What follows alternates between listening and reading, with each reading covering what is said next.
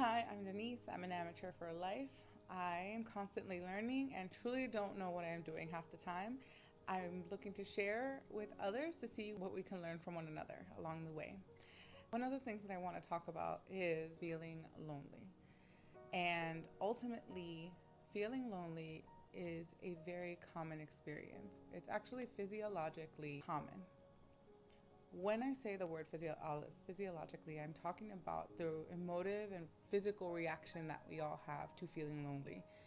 So your heart rate starts accelerating, you are probably sweating like I am, you probably start to feel really restricted and stressed, and your muscles start to tighten. And there are also a lot of really sad thoughts or genuinely conflicting thoughts that are happening in your head. So you can feel lonely pretty much everywhere. You could be surrounded by friends and family who you know love you. You could be with your best friend of over 10 years or more, or from childhood. You could be in a work function and know exactly what you're doing at work, but feeling like you don't know anything. And those are the moments in which you might feel it the most.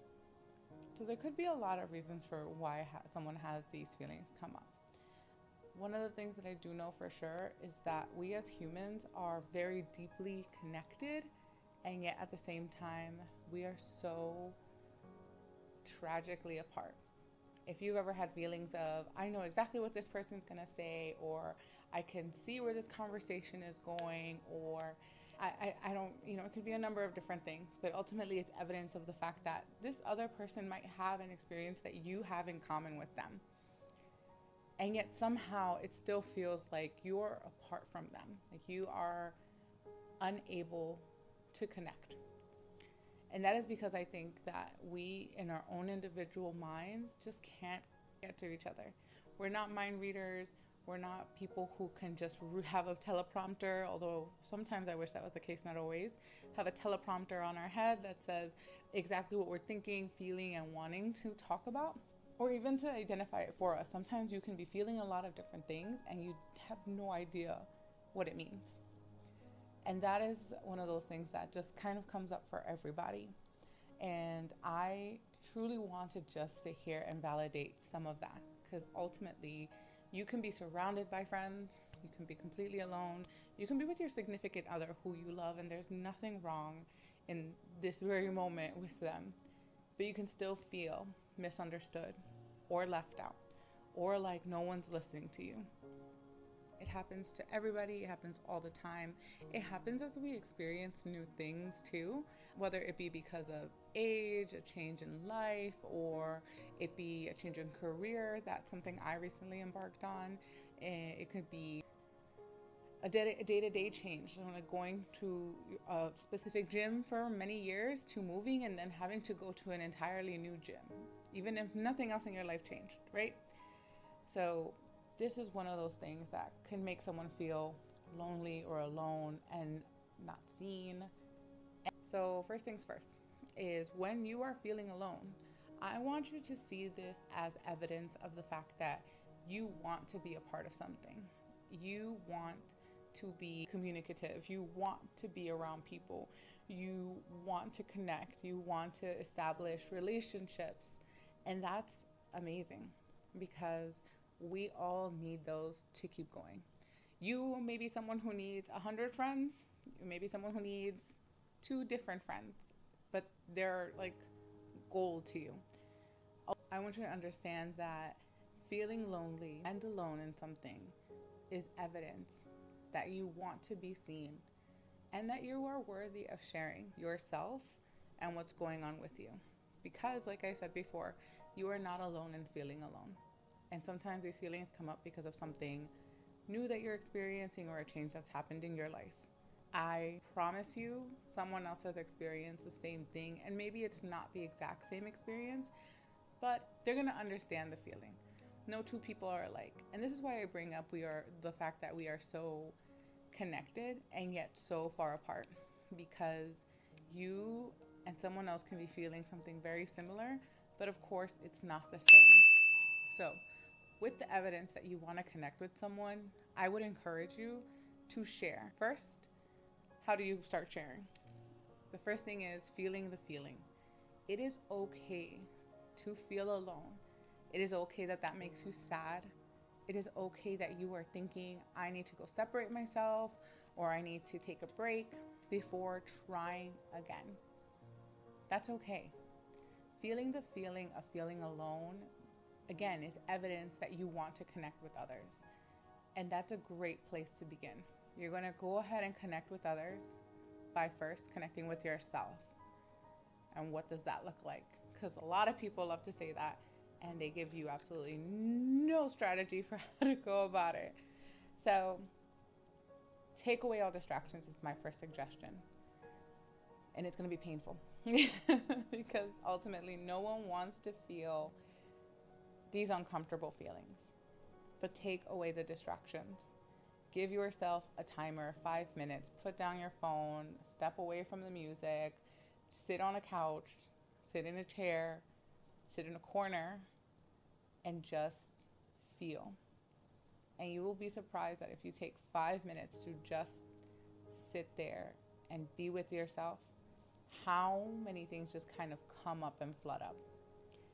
And sometimes you'll have a reaction that's surprising to you. Sometimes you could be someone who starts crying. You could be someone who all of a sudden becomes angry. You could be someone who is all of a sudden incredibly nervous. And those are the feelings that you just have to let come. There doesn't have to be any solution. There doesn't have to be any change to it. It can just be for the time being.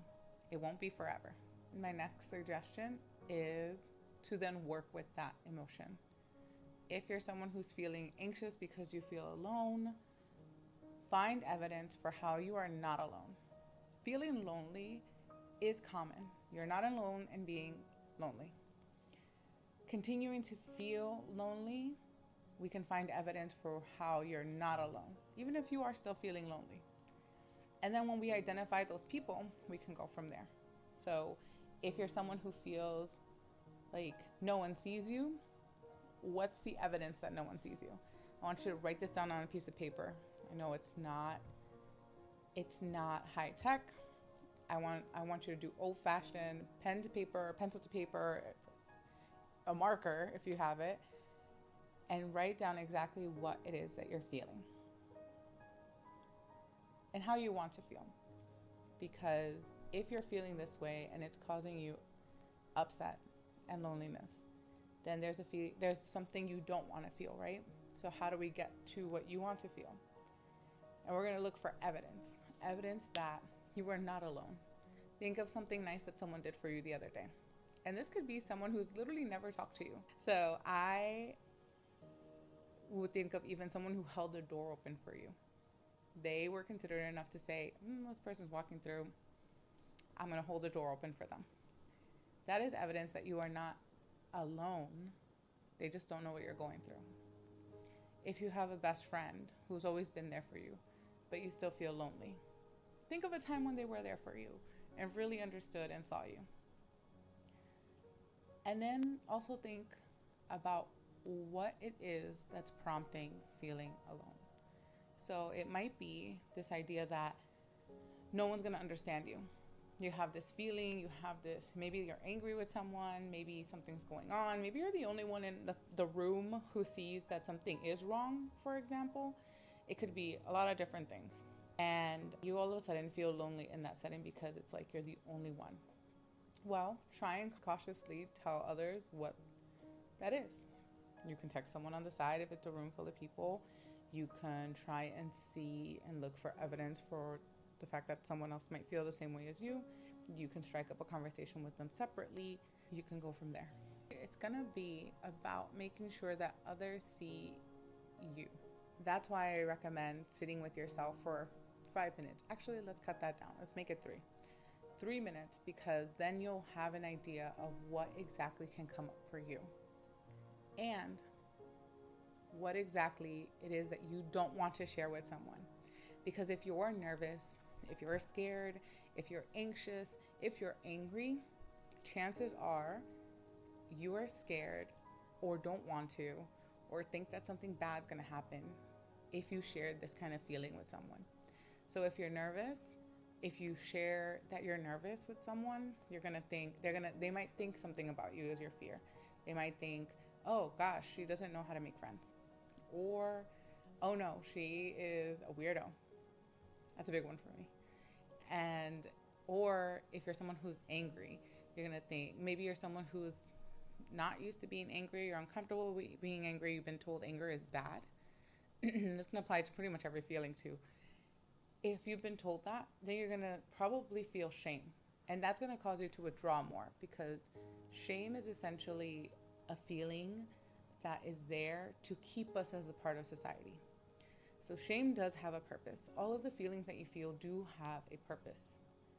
Ultimately, shame is the one that's going to showcase that you don't want to continue to do something because you might not be a part of society.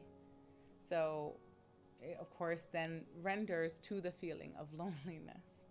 So if you're feeling like, I'm really upset that someone knocked over a cup of water onto my favorite book, you don't want to showcase that you're upset, because in the past, when you have showcased it, it has been minimized, you have been told that it's not correct, and also maybe you've been reprimanded even for doing it.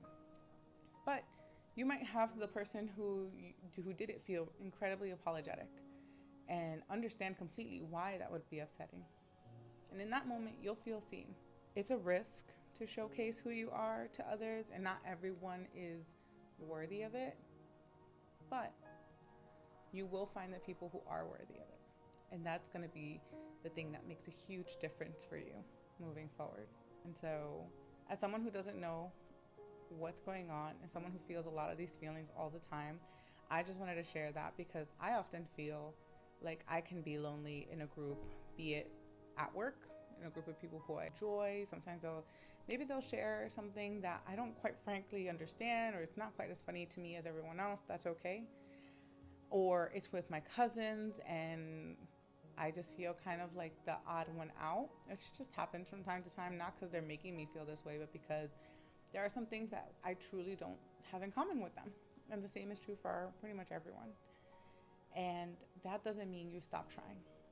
That doesn't mean you stop trying to connect. It doesn't mean that you don't try and give it your all. It just means you have to keep going. Okay? Well, I'll see you on the next one.